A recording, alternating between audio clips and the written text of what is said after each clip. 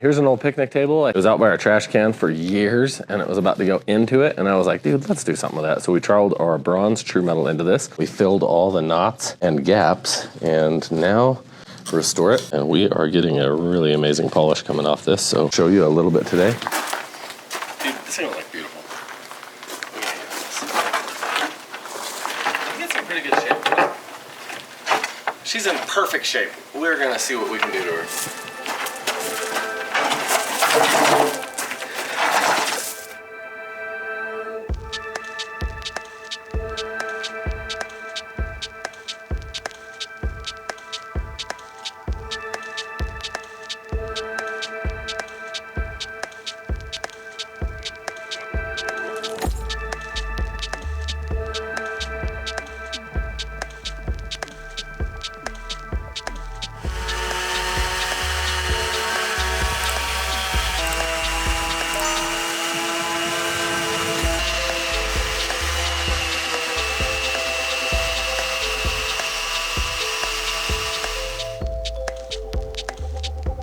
I am going to be sealing a table here.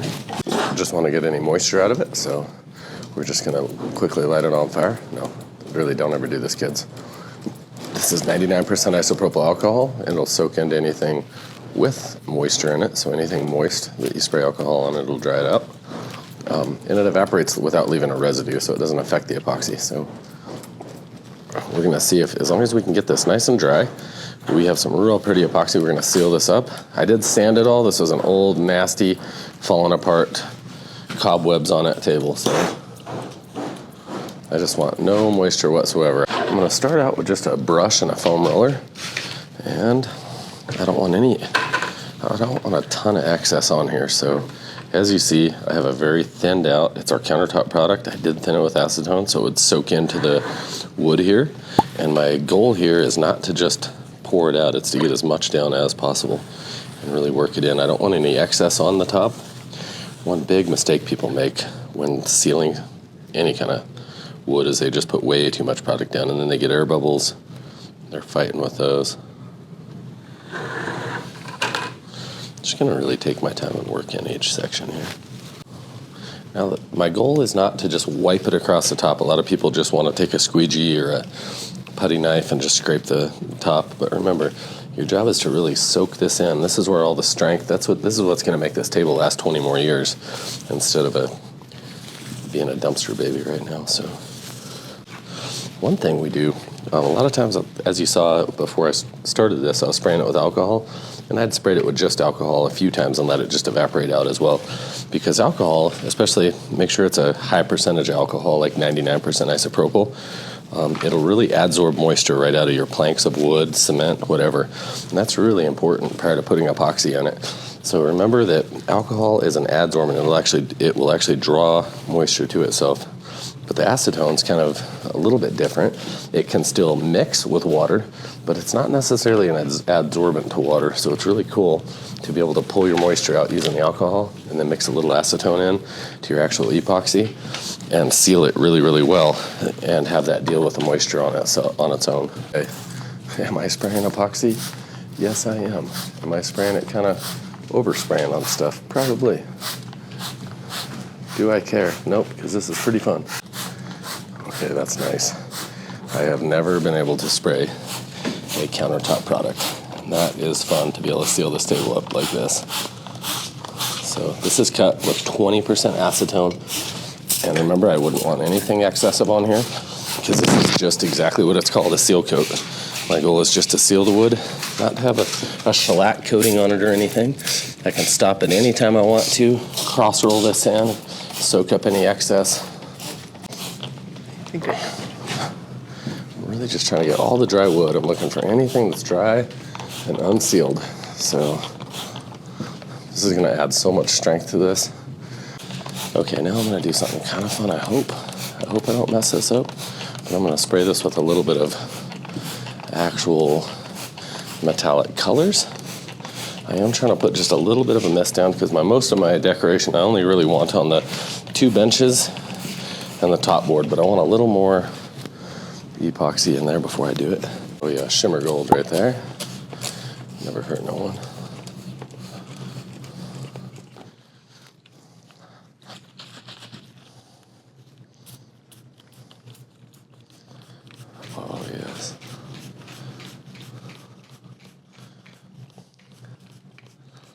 textures. You're only going to see a bit of this too, so I'm trying to be pretty heavy with this because I'm going to sand this again, and it'll take away a large part of what I'm doing. It's going to disappear, so I want a lot of it down.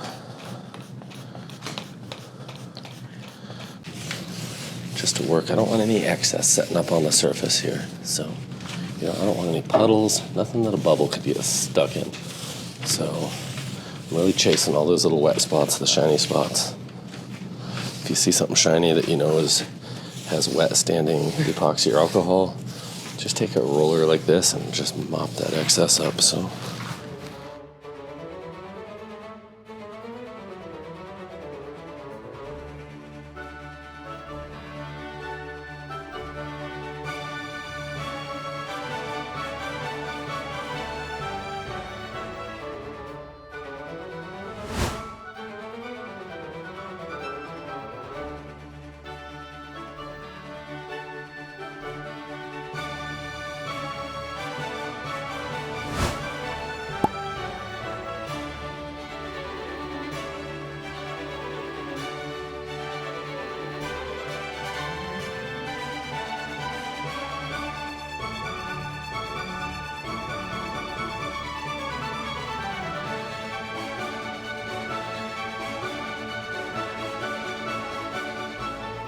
Work in this area down here. And you really want that pressed into the grain. If you don't really press it in, you will come back and you'll sand and you'll have little tiny voids that just aren't polished. So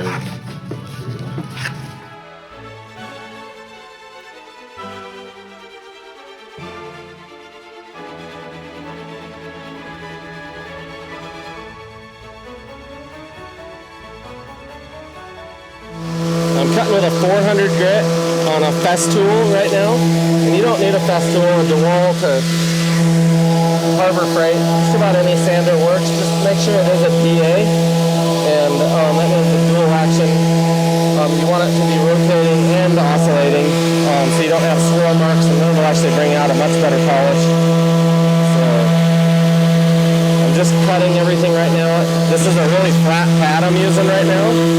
It's a 400 grit, and it has no cushion, so there's no foam on it or anything like that. But the next pad I use is actually going to have foam on it, and you're going to see it really kind of, well, I actually may use one more flat pad, but then I'm going to start polishing with a foam back pad, and then it's not going to be trying to cut highs off and staying really flat and trying to profile anything. It's really going to dip down and start polishing and shining everything up. But you're not going to get any more profile. You can't really cut something down to that. So make sure you do all your heavy work, or your heavy sanding and removing a product with your heavier grits right now. So now I'm working with a 400. So do the stuff the 400 is made to do.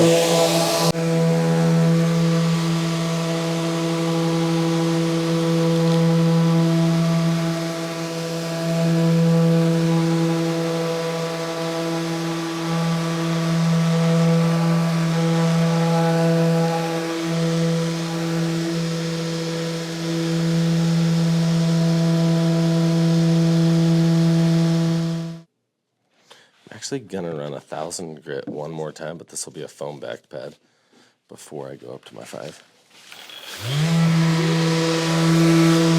So this will just, I noticed the foam backed pads are very squishy. They kind of give. This is a 5,000. The 1,000's even thicker, but it'll really clean anything out of here and just really polish. It's 1,000 grit foam backed will polish better than 1,000 grit not foam backed. So I don't know if it's because it's cleaner, cooler, softer. A lot of little factors, but this is just one of those addicting things. I don't even know if you can see on the camera, but in person, to watch an old wood knot just turn into a shiny piece of metal that has perfect contours like that, that's just so fun.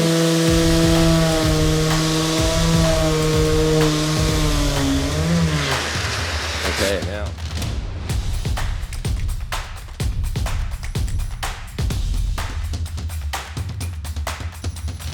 I like to use a Festool flat pad, foam backing on my actual pad itself. 5,000 is a pretty close to polish, and then I use my Meguiar's polishing paste. Seems to work. The weird thing is you can get wood really, really shiny with a much lower grit and metal with a much higher grit, so I'm kind of trying to span and polish a little of both, so.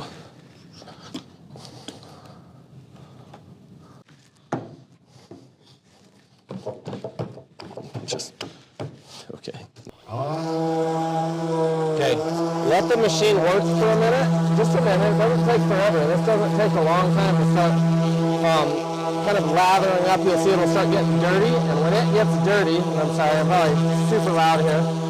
When it starts getting dirty, that's actually metal and wood and whatnot, and all the epoxy, and usually that means it is starting that polish. So,